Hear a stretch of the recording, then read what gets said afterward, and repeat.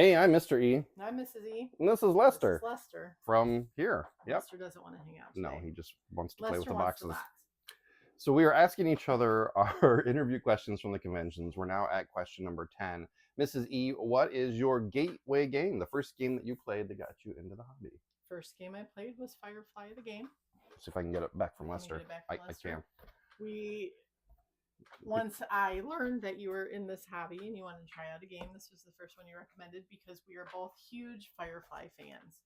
We love Firefly. It's actually part of our meet cute, how we met each other and started talking to each other, and now we're here and we're married. Yep. But so that was the first game we played. I loved it. It was just so thematic and just perfect for anyone that's a fan of the game. I would recommend it to anyone. And it was a great game. I want to say it was my gateway game. It was just the first game we ever played. Again, like I've said before, my gateway game, the game that really like brought me into the hobby was Azul. Oh, yeah. And Absolutely. then Dominion. Yeah. So what was yours? For me, it was Carcassonne was my first one.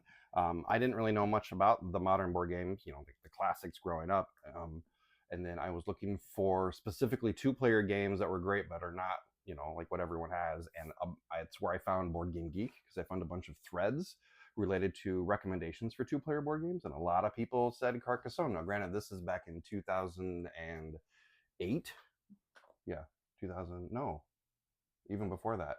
2006, because that was when my oldest was born. It was about at that same time when I found this game.